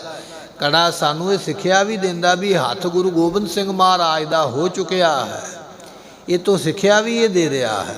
ਮਹਾਰਾਜ ਕਹਿਣ ਲੱਗੇ ਭਉ ਜਿਹੜਾ ਰੱਬ ਦਾ ਡਰ ਪ੍ਰਾਪਤ ਕਰਨਾ, ਵੀ ਹਰ ਵੇਲੇ ਡਰ ਰੱਖਣਾ, ਇਹ ਹੈ ਭੋਏ। ਭੋਏ ਨਾਮ ਧਰਤੀ, ਧਰਤੀ ਹੋਵੇਗੀ ਤੇ ਹਲ ਤਾਂ ਹੀ ਵਾਵੇਗਾ ਨਾ। ਧਰਤੀ ਕਿਹੜੀ ਹੈ? ਜਿਹੜਾ ਰੱਬ ਦਾ ਡਰ ਰੱਖਣਾ ਹੈ, ਇਹ ਤੇਰੇ ਕੋਲ ਧਰਤੀ ਹੈ। ਭਉ ਭੋਏ ਪਵਿੱਤ ਪਾਣੀ, ਜਿਹੜਾ ਪਵਿੱਤਰਤਾ ਹੀ ਰੱਖਣੀ ਹੈ, ਹਰ ਵੇਲੇ ਸੁਚਮਤਾ ਹੀ ਰੱਖਣੀ। ਪਵਿੱਤਰਤਾ ਹੀ ਗੁਰਮੁਖੋ ਇਹ ਹੈ ਵੀ ਜੇ ਆਪਾਂ ਲੈਟਰਿੰਗ ਬਾਥਰੂਮ ਦੀ ਕਿਰਿਆ ਜਾਂਦੇ ਹਾਂ ਤੇ ਕੁਝ ਲੋਕ ਐਸੇ ਗੰਦੇ ਨੇ ਵੀ ਉਹ ਹੱਥ ਪੈਰ ਵੀ ਨਹੀਂ ਧੋਂਦੇ। ਸੋ ਵੈਸੇ ਤੇ ਮਹਾਰਾਜ ਦਾ ਬਚਨ ਹੈ ਵੀ ਜਿਹੜੇ ਲੈਟਰਨ ਦੀ ਕਿਰਿਆ ਗਏ ਹੋ ਤੇ ਤੁਹਾਨੂੰ ਇਸ਼ਨਾਨ ਕਰਨਾ ਚਾਹੀਦਾ, ਪਰ ਜੇ ਗ੍ਰਸਥ ਧਰਮ ਵਿੱਚ ਨਹੀਂ ਇਸ਼ਨਾਨ ਨਹੀਂ ਕਰ ਸਕਦੇ ਤੇ ਹੱਥ ਪੈਰ ਤੇ ਸਾਫ਼ ਹੋਣੇ ਚਾਹੀਦੇ ਨੇ, ਮਾਂਜ ਲੈਣੇ ਚਾਹੀਦੇ। ਪਰ ਜੇ ਉਹਨਾਂ ਗੰਦੇ ਹੱਥਾਂ ਨਾਲ ਹੀ ਆਪਾਂ ਖਾ ਲਈਏ ਤੇ ਫਿਰ ਪਵਿੱਤਰਤਾ ਕੋਈ ਨਹੀਂ ਹੈ। ਮਹਾਰਾਜ ਕਹਿਣ ਲੱਗੇ ਭਾਈ ਸਰੀਰ ਦੀ ਪਵਿੱਤਰਤਾ ਵੀ ਰੱਖਣੀ ਜ਼ਰੂਰੀ ਹੈ। ਜਦੋਂ ਆਪਾਂ ਜੁੱਤੀ ਜੋੜਾ ਪਾਉਂਦੇ ਆ, ਕਈ ਵਾਰ ਤੁਸੀਂ ਬਾਹਰ ਜੋੜਾ ਘਰ ਦੇ ਕੋਲ ਵੇਖਿਓ, ਕੁਝ ਐਸੇ ਪ੍ਰਾਣੀ ਵੀ ਤੁਹਾਨੂੰ ਮਿਲ ਜਾਣਗੇ ਜੋੜਾ ਜੁੱਤੀ ਪਾਉਣਗੇ, ਜਰਾਬ ਪਾ ਲੈਣਗੇ, ਪਰ ਹੱਥ ਨਹੀਂ ਧੋਣਗੇ, ਉੱਦਾਂ ਹੀ ਤੁਰ ਪੈਣਗੇ। ਉਹਨਾਂ ਜੁੱਤੀ ਵਾਲੇ ਹੱਥਾਂ ਨਾਲ ਹੀ ਜਾ ਕੇ ਉਹਨਾਂ ਨੇ ਆਪ ਵੀ ਖਾ ਲੈਣਾ, ਦੂਜਿਆਂ ਨੂੰ ਵੀ ਖਵਾ ਦੇਣਾ ਹੈ। ਪਵਿੱਤਰਤਾਈ ਵੀ ਜ਼ਰੂਰੀ ਹੈ। ਸਾਨੂੰ ਇਹਨਾਂ ਨੂੰ ਪਤਾ ਹੋਣਾ ਚਾਹੀਦਾ ਵੀ ਹੱਥ ਮੇਰੇ ਸਾਫ਼ ਨੇ ਜਾਂ ਨਹੀਂ ਸਾਫ਼ ਹਨ। ਪ੍ਰਸ਼ਾਦਾ ਛਕਣ ਵੇਲੇ ਹਰ ਵੇਲੇ ਹੱਥ ਜਿਹੜੇ, ਜਦੋਂ ਵੀ ਤੁਸੀਂ ਖਾਣਾ ਖਾਣਾ ਹੈ ਉਦੋਂ ਹੱਥ ਜਿਹੜੇ ਸਾਬਣ ਦੇ ਨਾਲ ਚੰਗੀ ਤਰ੍ਹਾਂ ਇੱਕ ਵਾਰੀ ਧੋਤੇ ਜਾਣ, ਤਾਂ ਕਿ ਇਹਦੇ ਉੱਪਰ ਜਿਹੜੇ ਲੱਗੇ ਕੀਟਾਣੂ ਵਗੈਰਾ ਨੇ ਉਹ ਸਾਰੇ ਧੁੱਪ ਜਾਣ, ਚਲੇ ਜਾਣ, ਬਿਮਾਰੀ ਤੋਂ ਬਚ ਜਾਈਏ। ਪਰ ਕਈ ਵਾਰੀ ਆਪਾਂ ਕੀ ਹੱਥ ਲਿਬੜੇ ਹੋਏ ਮਿੱਟੀ ਘੱਟੇ ਨਾਲ ਗੰਦੇ ਮੰਦੇ ਉਸੇ ਤਰ੍ਹਾਂ ਹੀ ਭੋਜਨ ਛਕ ਲੈਂਦੇ। ਮਹਾਰਾਜ ਕਹਿਣ ਲੱਗੇ ਭਾਈ ਪਵਿੱਤ ਪਾਣੀ, ਜਿਹੜੀ ਪਵਿੱਤਰਤਾ ਹੀ ਹੋਣੀ ਹੈ ਇਹ ਪਾਣੀ ਹੈ, ਕਿਉਂਕਿ ਖੇਤੀ ਕਦੇ ਵੀ ਪਾਣੀ ਬਿਨਾਂ ਨਹੀਂ ਹੁੰਦੀ ਹੈ। ਭਾਵੇਂ ਕੋਈ ਵੀ ਫਸਲ ਬੀਜ ਲਵੋ, ਸਿਰਫ ਫਰਕ ਇੰਨਾ ਵੀ ਕਿਸੇ ਨੂੰ ਪਾਣੀ ਘੱਟ ਚਾਹੀਦਾ, ਕਿਸੇ ਨੂੰ ਜ਼ਿਆਦਾ ਚਾਹੀਦਾ, ਪਰ ਚਾਹੀਦਾ ਹੈ। ਇਹ ਮਹਾਰਾਜ ਕਹਿਣ ਲੱਗੇ ਪਾਣੀ ਤੇਰੀ ਜ਼ਿੰਦਗੀ ਵਿੱਚ ਇਹ ਹੈ ਕਿ ਜਿਹੜੀ ਪਵਿੱਤਰਤਾ ਹੀ ਰੱਖਣੀ, ਸੁਚਮਤਾ ਵੀ ਰੱਖਣੀ ਜ਼ਰੂਰੀ ਹੈ। ਸੁੱਚਾ ਭੋਜਨ ਬਣਾ, ਸੁੱਚਾ ਹੀ ਛਕ ਤੇ ਆਪਣੇ ਸਰੀਰ ਦੀ ਸੁਚਮਤਾ ਹੀ ਰੱਖਣਾ ਕਰ। ਸਤ ਸੰਤੋਖ ਬਲੇਦ, ਤੇ ਦੋ ਬਲਦ ਨੇ ਖੇਤੀ ਵਾਹੁਣ ਵਾਸਤੇ, ਕਿਉਂਕਿ ਦੋਵਾਂ ਦੇ ਗਲ ਵਿੱਚ ਪੰਜਾਲੀ ਪਾਈ ਜਾਵੇਗੀ ਨਾ। ਦੋ ਬਲਦ ਕਿਹੜੇ ਨੇ? ਜਿਹੜਾ ਸਤ ਰੱਖਣਾ ਹੈ ਤੇ ਸੰਤੋਖ ਰੱਖਣਾ ਹੈ। ਸਤ ਤੋਂ ਭਾਵ ਹੈ ਸੱਚ ਬੋਲਣਾ, ਤੇ ਸੰਤੋਖ ਤੋਂ ਭਾਵ ਹੈ ਵੀ ਜੋ ਮਿਲ ਗਿਆ ਨਾ ਰੱਬ ਦਾ ਸ਼ੁਕਰ ਕਰਕੇ ਬਸ ਉਹਦੇ ਉੱਪਰ ਹੀ ਖੁਸ਼ ਰਹਿਣਾ। ਇਹ ਸਤ ਤੇ ਸੰਤੋਖ ਦੇ ਦੋ ਬਲਦ ਤੇਰੇ ਕੋਲ ਪ੍ਰਾਪਤ ਹਨ। ਹਾਲ ਹਲੇਮੀ ਹਾਲੀ ਚਿੱਤ, ਗੁਰਮੁਖੋ ਹਲੇਮੀ ਨਾਮ ਹੈ ਗਰੀਬੀ ਧਾਰਨ। ਭਾਵੇਂ ਤੇਰੇ ਕੋਲ ਦੁਨੀਆ ਦਾ ਕਿੰਨਾ ਵੀ ਧਨ ਕਿਉਂ ਨਾ ਆ ਜਾਵੇ, ਤੂੰ ਕਿੰਨਾ ਵੀ ਅਮੀਰ ਕਿਉਂ ਨਾ ਹੋ ਜਾਵੇਂ, ਪਰ ਤੇਰੇ ਮਨ ਵਿੱਚ ਹਲੇਮੀ ਰਵੇ, ਗਰੀਬੀ ਰਵੇ, ਕਦੇ ਮਾਣ ਨਾ ਆਵੇ, ਕਿਸੇ ਗੱਲ ਦਾ ਹੰਕਾਰ ਨਾ ਆਵੇ। ਜਿਵੇਂ ਰਾਤ ਆਪਾਂ ਕਥਾ ਸਰਵਣ ਕਰਦੇ ਪਏ ਸੀ, ਇੱਕ ਸਿੱਖ ਨੇ ਮਹਾਰਾਜ ਨੂੰ ਪਾਰਸ ਭੇਟ ਕੀਤਾ ਸੀ ਨਾ, ਤੇ ਪਾਰਸ ਭੇਟ ਕੀਤਾ ਤੇ ਮਨ ਵਿੱਚ ਸੋਚਦਾ ਮੈਂ ਗੁਰੂ ਤੇ ਪਰਉਪਕਾਰ ਕੀਤਾ, ਪਾਰਸ ਭੇਟ ਕਰ ਦਿੱਤਾ। ਮਹਾਰਾਜ ਨੇ ਮਨ ਦਾ ਹੰਕਾਰ ਜਾਣ ਕੇ ਉਹ ਪਾਰਸ ਚੁੱਕ ਕੇ ਪਾਣੀ ਸੁੱਟ ਦਿੱਤਾ। ਹੁਣ ਹੋਰ ਪਛਤਾਉਂਦਾ ਪਿਆ, ਕਹਿਣ ਲੱਗਾ ਗੁਰੂ ਸਾਹਿਬ ਨੂੰ ਤੇ ਪਤਾ ਹੀ ਨਹੀਂ ਹੈ ਵੀ ਪਾਰਸ ਕੀ ਹੁੰਦਾ, ਜੇ ਪਤਾ ਹੁੰਦਾ ਤੇ ਕਦੇ ਸੁੱਟਦੇ ਨਾ। ਇਸ ਤਰ੍ਹਾਂ ਹੰਕਾਰ ਆ ਗਿਆ। ਸੋ ਮਹਾਰਾਜ ਕਹਿਣ ਲੱਗੇ ਹਲ ਹਲੇਮੀ, ਜਿਹੜੀ ਹਲੇਮੀ ਨਿਮਰਤਾ ਧਾਰਨ ਕਰਨੀ ਹੈ, ਹੰਕਾਰ ਨੂੰ ਛੱਡਣਾ ਹੈ। ਸਤਿਗੁਰੂ ਪਾਤਸ਼ਾਹ ਕਹਿਣ ਲੱਗੇ ਭਾਈ ਇਹੋ ਹੀ ਸ਼ੁੱਧ ਚਿੱਤ ਕਰਨ ਵਾਲੀ ਤੇਰੀ ਹਾਲੀ ਹੈ, ਇਸ ਨੂੰ ਹਾਲੀ ਬਣਾਉਣਾ ਕਰ। ਜਿਹੜੀ ਗਰੀਬੀ ਧਾਰਨੀ ਹੈ, ਨਿਮਰਤਾ ਨੀਵੇਂ ਹੋ ਕੇ ਰਹਿਣਾ, ਇਹ ਹਲ ਹੈ। ਹਮੇਸ਼ਾ ਨੀਵਾਂ ਰਹਿਣਾ, ਹਮੇਸ਼ਾ ਆਪਣੇ ਆਪ ਨੂੰ ਸਭ ਤੋਂ ਨੀਵਾਂ ਮੰਨਣਾ। ਧੰਨ ਬਾਬਾ ਆਨੰਦ ਸਿੰਘ ਜੀ ਕਲੇਰਾਂ ਵਾਲੇ, ਉਹਨਾਂ ਦੇ ਸਥਾਨ 'ਤੇ ਆਪ ਜਾਂਦੇ ਹੋ, ਨਮਸਕਾਰ ਕਰਦੇ। ਉਹਨਾਂ ਨੇ ਬੜੀ ਨਿਮਰਤਾ, ਆਪ ਤੇ ਨਿਮਰਤਾਵਾਨ ਸਨ, ਸਾਨੂੰ ਵੀ ਦੱਸਿਆ ਨਿਮਰਤਾ ਕਿਵੇਂ ਰੱਖਣੀ ਹੈ। ਜਦੋਂ ਤੁਸੀਂ ਉਹਨਾਂ ਦੇ ਸਥਾਨ 'ਤੇ ਜਾਓਗੇ ਨਾ, ਸਭ ਤੋਂ ਉੱਚੀ ਥਾਂ 'ਤੇ ਗੁਰੂ ਸਾਹਿਬ ਦਾ ਪ੍ਰਕਾਸ਼ ਹੈ। ਦੂਜੇ ਨੰਬਰ 'ਤੇ ਗੁਰੂ ਕੇ ਕੀਰਤਨੀਏ, ਕੀਰਤਨ ਕਰਨ ਵਾਲੇ, ਫਿਰ ਉਹਨਾਂ ਦੇ ਬੈਠਣ ਦਾ ਸਥਾਨ ਥੋੜ੍ਹਾ ਜਿਹਾ ਨੀਵਾਂ ਹੈ। ਫਿਰ ਤੀਜੇ ਨੰਬਰ 'ਤੇ ਸੰਗਤ ਦਾ ਸਥਾਨ ਹੈ, ਜਿੱਥੇ ਸੰਗਤ ਨੇ ਬੈਠਣਾ ਹੈ, ਤੇ ਆਪਦਾ ਥਾਂ ਉਹਨਾਂ ਦਾ ਸੰਗਤ ਤੋਂ ਵੀ ਅੱਗੇ ਜਾ ਕੇ ਨੀਵਾਂ ਟੋਇਆ ਕਰਕੇ ਤੇ ਉੱਥੇ ਉਹਨਾਂ ਦਾ ਆਸਣ ਲਾਉਂਦੇ ਵੀ ਉਹ ਇੱਥੇ ਥੱਲੇ ਸੰਗਤ ਤੋਂ ਵੀ ਨੀਵੇਂ ਬੈਠੇ ਹੋਏ, ਐਸੀ ਨਿਮਰਤਾ। ਸੋ ਪਾਤਸ਼ਾਹ ਕਹਿਣ ਲੱਗੇ ਭਾਈ ਹਲ ਹਲੇਮੀ, ਜਿਹੜੀ ਹਲੇਮੀ ਨਿਮਰਤਾ ਬਣਾਉਣੀ, ਗਰੀਬੀ ਬਣਾਉਣੀ ਹੈ, ਇਹ ਤੂੰ ਹਲ ਵਾਹੁਣਾ ਹੈ। ਹਾਲੀ ਚਿੱਤ ਚੇਤਾ, ਪਾਤਸ਼ਾਹ ਕਹਿਣ ਲੱਗੇ ਚਿੱਤ ਵਿੱਚ ਰੱਬ ਨੂੰ ਚੇਤੇ ਕਰਨਾ, ਇਹ ਗੁਰਮੁਖਾ ਤੇਰੇ ਕੋਲ ਹਲ ਹੈ, ਰੱਬ ਨੂੰ ਚੇਤੇ ਰੱਖਣਾ। ਸੋ ਕਹਿਣ ਲੱਗੇ ਹੱਥ ਕਾਰ ਵੱਲ ਤੇ ਚਿੱਤ ਨਿਰੰਕਾਰ ਵੱਲ। ਆਪਾਂ ਆਮ ਹੀ ਇਹ ਗੱਲ ਕਹਿੰਦੇ ਤੇ ਸੁਣਦੇ ਹਾਂ ਵੀ ਹੱਥਾਂ ਨਾਲ ਦਸਾਂ ਨੋਹਾਂ ਦੀ ਕਿਰਤ ਕਰ, ਤੇ ਚੇਤਾ ਤੇਰਾ ਜਿਹੜਾ ਨਾ ਚਿੱਤ ਉਹ ਰੱਬ ਦੇ ਵੱਲ ਹੋਵੇ। ਪਾਤਸ਼ਾਹ ਕਹਿਣ ਲੱਗੇ ਭਾਈ ਬਚਨ ਇਹ ਹੈ, ਪਰਮਾਤਮਾ ਨੂੰ ਚੇਤੇ ਕਰਨਾ। ਸੋ ਮਹਾਰਾਜ ਕਹਿਣ ਲੱਗੇ ਭਾਈ ਹਾਲੀ ਚਿੱਤ ਸ਼ੁੱਧ ਚਿੱਤ ਹਾਲੀ ਹੈ, ਮਨ ਨੂੰ ਸ਼ੁੱਧ ਕਰਨਾ ਇਹ ਤੂੰ ਹਾਲੀ ਬਣਾਉਣਾ ਕਰ। ਬੱਤਰ ਵਕਤ ਸੰਜੋਗ ਚੇਤਾ ਬੱਤਰ, ਜਿਹੜਾ ਰੱਬ ਨੂੰ ਚੇਤੇ ਕਰਨਾ ਹੈ ਇਹ ਬੱਤਰ ਹੈ। ਬੱਤਰ ਹੋਵੇਗਾ ਤੇ ਫਸਲ ਬੀਜੇਗਾ ਤਾਂ ਉਗਣੀ ਹੈ, ਬੱਤਰ ਤੋਂ ਬਿਨਾ ਬੀਜੇਗਾ ਤੇ ਤੇਰਾ ਬੀਜ ਵੀ ਖਰਾਬ ਹੋ ਜਾਏਗਾ। ਮਹਾਰਾਜ ਕਹਿਣ ਲੱਗੇ ਰੱਬ ਨੂੰ ਚੇਤੇ ਕਰਨਾ ਇਹ ਬੱਤਰ ਹੈ। ਨਾਉ ਬੀਜ ਵਕਤ ਸੰਯੋਗ, ਮਹਾਰਾਜ ਕਹਿਣ ਲੱਗੇ ਭਾਈ ਜਿਹੜਾ ਗੁਰੂ ਦੇ ਨਾਲ ਸੰਯੋਗ ਹੋਣਾ ਹੈ ਇਹੋ ਹੀ ਗੁਰਮੁਖਾ ਤੇਰੇ ਵਾਸਤੇ ਵਕਤ ਸਮਾਂ ਹੈ। ਹੁਣ ਗੁਰਮੁਖੋ ਦੋ ਬਚਨ ਬੜੇ ਇੱਥੇ ਸਾਨੂੰ ਜਾਣਕਾਰੀ ਵਾਸਤੇ ਆਮ ਹੀ ਪਤਾ ਹੋਣਗੇ ਕਿ ਇੱਕ ਤੇ ਬੱਤਰ ਹੋਵੇ ਤੇ ਫਸਲ ਤਾਂ ਉਗਦੀ ਹੈ, ਤੇ ਦੂਜਾ ਉਹ ਫਸਲ ਬੀਜਣ ਦਾ ਸਮਾਂ ਹੋਵੇ ਤੇ ਤਾਂ ਉਗਦੀ ਹੈ। ਜੇ ਸਮੇਂ ਤੋਂ ਬਾਹਰ ਹੀ ਬੀਜ ਪਾਵੇਂਗਾ ਨਾ ਫਿਰ ਫਸਲ ਨੂੰ ਬਹੁਤਾ ਫਲ ਨਹੀਂ ਲੱਗੇਗਾ। ਇਸ ਕਰਕੇ ਕਿਸਾਨ ਜਿਹੜਾ ਕਦੀ ਪਛੇਤੀ ਫਸਲ ਨਹੀਂ ਬੀਜਦਾ ਹੈ, ਵੇਖ ਲੈਂਦਾ ਵੀ ਹੁਣ ਮੌਸਮ ਆ ਗਿਆ ਹੁਣ ਬੀਜਣੀ ਹੈ, ਉਦੋਂ ਹੀ ਉਹ ਬੀਜ ਪਾਉਂਦਾ ਹੈ। ਮਹਾਰਾਜ ਕਹਿਣ ਲੱਗੇ ਭਾਈ ਜਿਹੜਾ ਰੱਬ ਨੂੰ ਚੇਤੇ ਕਰਨਾ ਇਹ ਬੱਤਰ ਹੈ, ਵੀ ਹਰ ਵੇਲੇ ਚੇਤੇ ਕਰੇਗਾ ਤਾਂ ਗੱਲ ਬਣਨੀ ਹੈ। ਇਸੇ ਤਰ੍ਹਾਂ ਇਹ ਖੇਤੀ ਦੇ ਬੀਜਣ ਦਾ ਜਿਹੜਾ ਗੁਰੂ ਨੂੰ ਮਿਲਣਾ ਹੈ, ਸਤਿਗੁਰਾਂ ਨੂੰ ਮਿਲਣਾ ਨਾ ਆ ਕੇ, ਇਹ ਉਹ ਸਮਾਂ ਹੈ ਬੀਜ ਬੀਜਣ ਦਾ।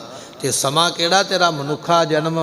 ਇਹ ਮਨੁੱਖਾ ਜਨਮ ਹੀ ਗੁਰਮੁਖਾ ਤੇਰਾ ਸਮਾਂ ਹੈ ਜੋ ਗੁਰੂ ਨੂੰ ਆ ਕੇ ਮਿਲਣਾ ਹੈ। ਇਹ ਭਾਈ ਬੀਜ ਬੀਜਣਾ ਹੈ। ਨਾਉ ਬੀਜ ਬਖਸ਼ੀਸ਼ ਬਹੁਲ ਸਤਿਗੁਰੂ ਪਾਤਸ਼ਾਹ ਕਹਿਣ ਲੱਗੇ ਨਾਮ ਜਪਣਾ ਇਹ ਬੀਜ ਬੀਜਣਾ ਹੈ। ਨਾਉ ਬੀਜ, ਨਾਮ ਜਪਣਾ ਇਹ ਨਾਮ ਦਾ ਹੀ ਬੀਜ ਬੀਜਣਾ ਹੈ। ਬਖਸ਼ੀਸ਼ ਬਹੁਲ ਤੇ ਜਿਹੜੀ ਬਖਸ਼ਿਸ਼ ਹੋਣੀ ਨਾ ਸਤਿਗੁਰਾਂ ਦੀ ਇਹ ਬੋਹਲ ਹੈ, ਇਹ ਦਾਣਿਆਂ ਦਾ ਢੇਰ ਹੈ। ਨਾਮ ਜਪਣਾ ਇਹ ਸਾਡਾ ਕਰਮ ਹੈ, ਅਸੀਂ ਨਾਮ ਜਪਾਂਗੇ ਸਾਡਾ ਕਰਮ ਕਰਦੇ ਪਏ। ਇਹ ਅਸੀਂ ਅੱਜ ਬੂਟਾ ਲਾ ਦਿੱਤਾ, ਇਹ ਬੀਜ ਬੀਜ ਦਿੱਤਾ ਹੈ ਨਾਮ ਜਪਣ ਦਾ। ਫਿਰ ਜਿਵੇਂ ਜਿਵੇਂ ਅਸੀਂ ਕਮਾਈ ਕਰਦੇ ਰਵਾਂਗੇ, ਜਿਵੇਂ ਕਿਸਾਨ ਇੱਕ ਫਸਲ ਨੂੰ ਬੀਜ ਲੈਂਦਾ ਹੈ, ਹੌਲੀ ਹੌਲੀ ਉਹ ਫਸਲ ਵੱਡੀ ਹੁੰਦੀ ਆ, ਪੱਕ ਜਾਂਦੀ, ਫਿਰ ਦਾਣਿਆਂ ਦਾ ਢੇਰ ਲੱਗ ਜਾਂਦਾ ਹੈ।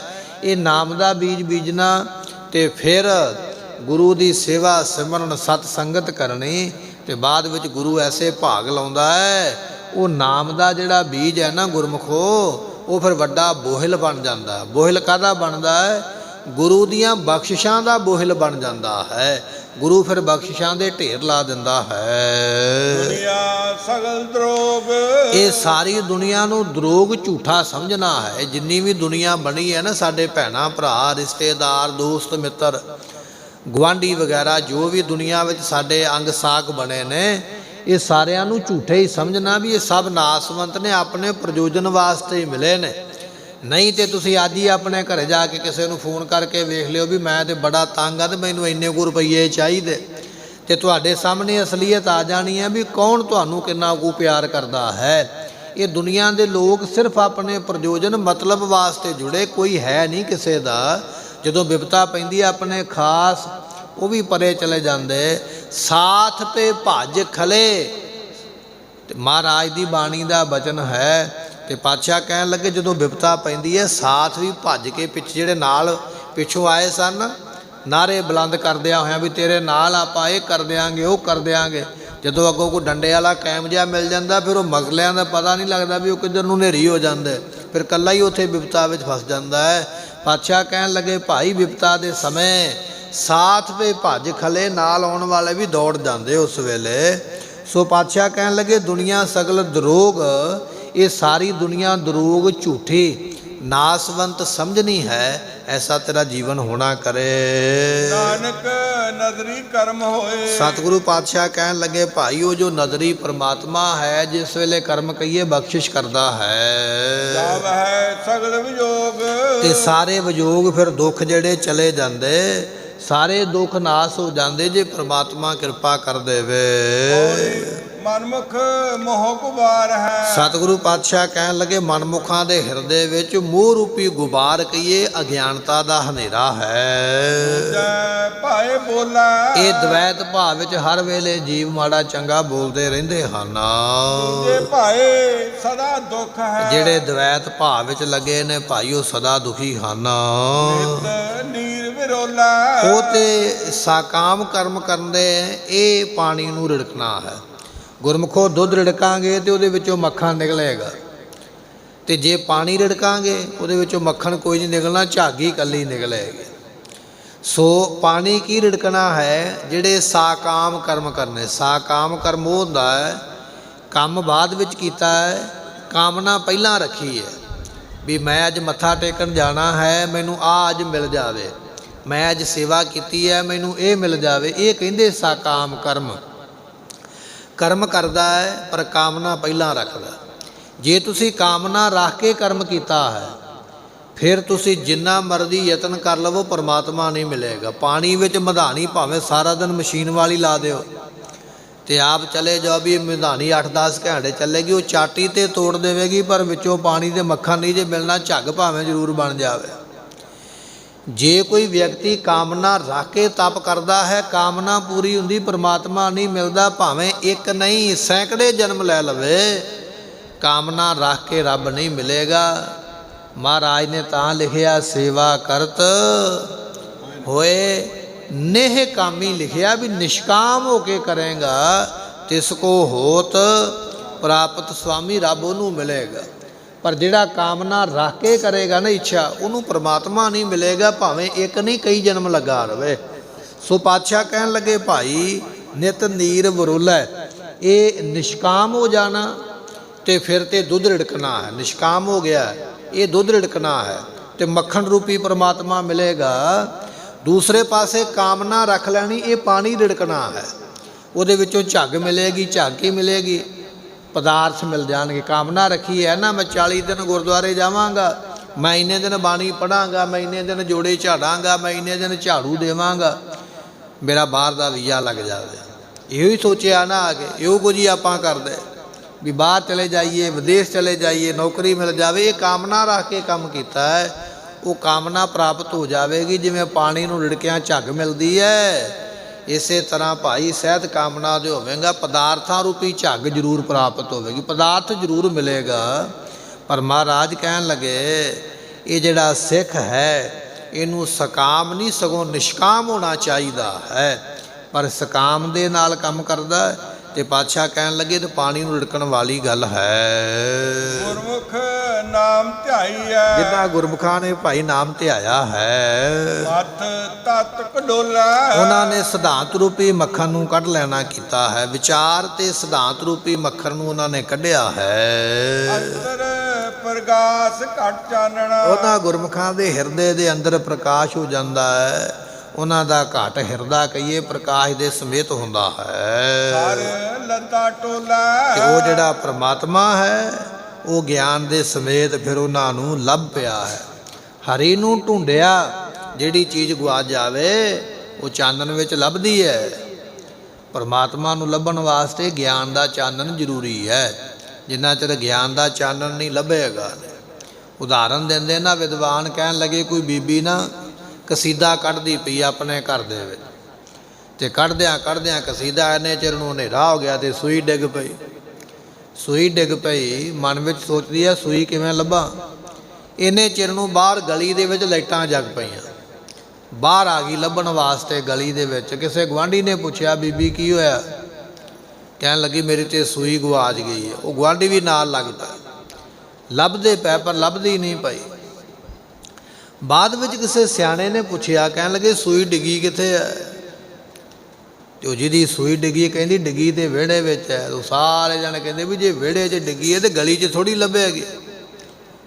ਉਹ ਕਹਿਣ ਲੱਗੀ ਮੈਂ ਗਲੀ 'ਚ ਤਾਂ ਲੱਭਦੀ ਪਈਆਂ ਵੀ ਇੱਥੇ ਚਾਨਣ ਹੈ, ਚਾਨਣ ਵਿੱਚ ਲੱਭੇਗੀ। ਉਹ ਕਹਿਣ ਲੱਗੇ ਠੀਕ ਚਾਨਣ ਤੇ ਜ਼ਰੂਰ ਹੈ, ਪਰ ਸੂਈ ਘਰੇ ਡਿੱਗੀ ਹੈ, ਉਹ ਚਾਨਣ ਘਰੇ ਕਰਨਾ ਪਵੇਗਾ।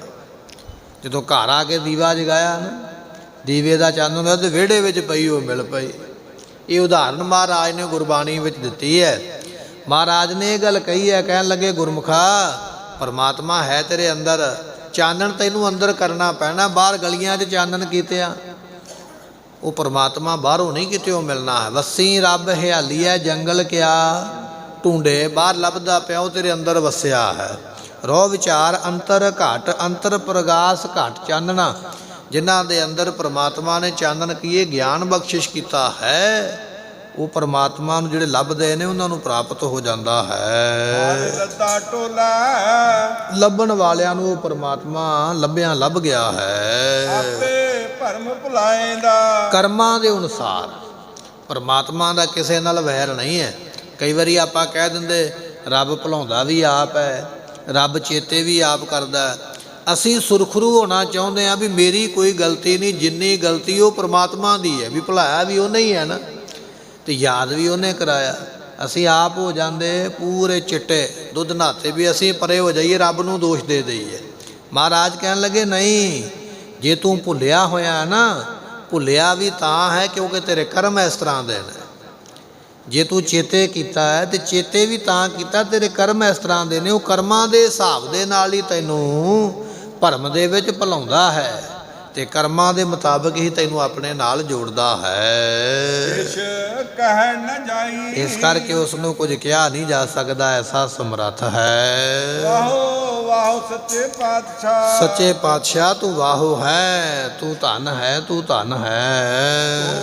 ਉਹ ਸੱਚੀ ਨਾਈ, ਆਪ ਜੀ ਦੀ ਨਾਈ ਕਹੀਏ ਸੋਭਾ ਵੀ ਬਹੁਤ ਭਾਰੀ ਸੱਚੀ ਹੈ। ਲੋਕ ਮਹਲਾ ਦੂਜਾ, ਗੁਰੂ ਅੰਗਦ ਦੇਵ ਮਹਾਰਾਜ ਜੀ ਦਾ ਇਹ ਸ਼ਲੋਕ ਆਪਾਂ ਸਰਵਨ ਕਰਨ ਜਾ ਰਹੇ ਹਾਂ। ਨਾਨਕ ਚਿੰਤਾ ਮਤ ਕਰੋ। ਸਤਿਗੁਰੂ ਪਾਤਸ਼ਾਹ ਕਹਿਣ ਲੱਗੇ ਭਾਈ ਖਾਣ ਪੀਣ ਦੀ ਕਦੇ ਚਿੰਤਾ ਨਾ ਕਰਿਆ ਕਰ।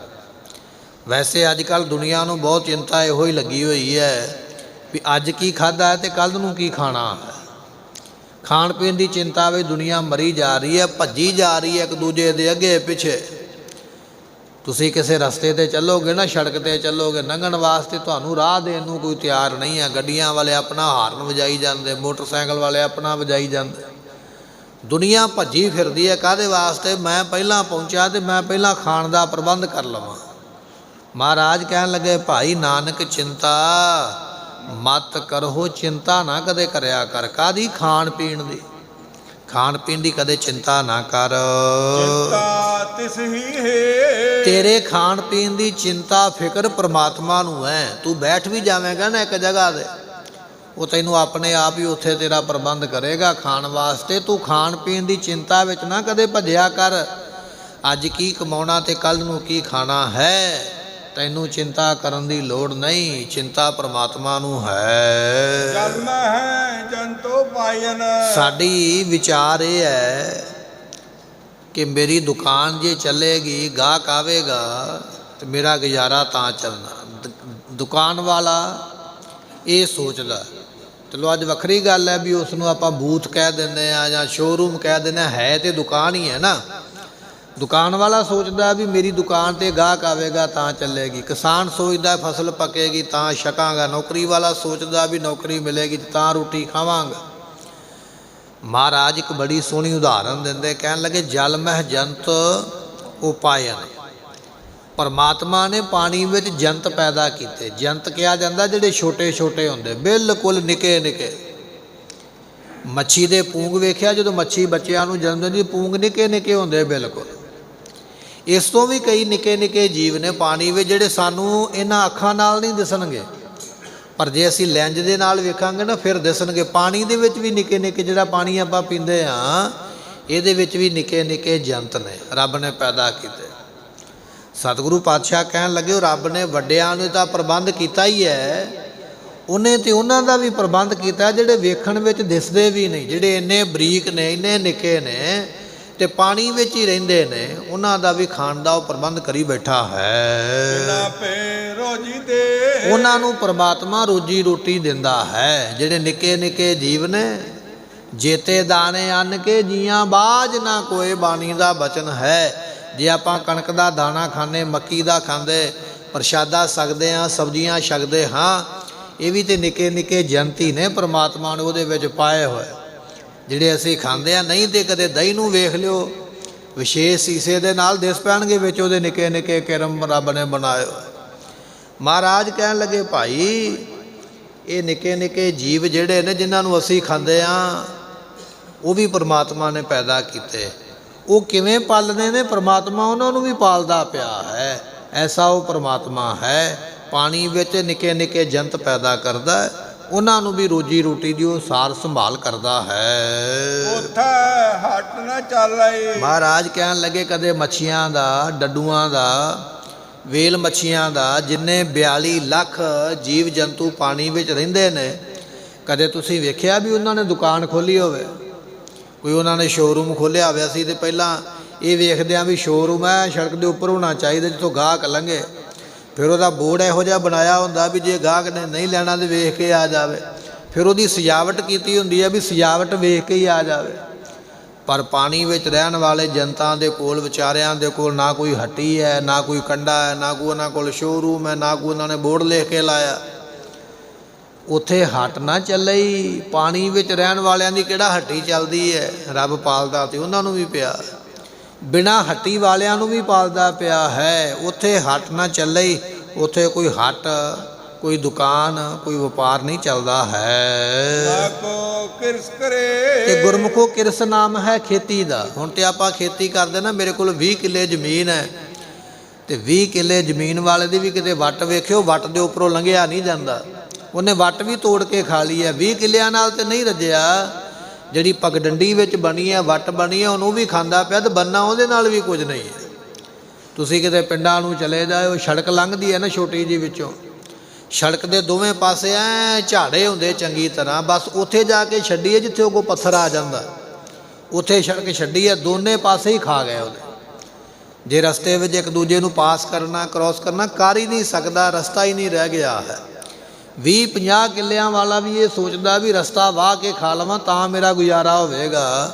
20-50 ਕਿੱਲਿਆਂ ਵਿੱਚੋਂ ਨਹੀਂ ਹੋਇਆ, ਪਰ ਸੜਕ ਦੇ ਵਾਹਿਆਂ ਜ਼ਰੂਰ ਹੋ ਜਾਏਗਾ।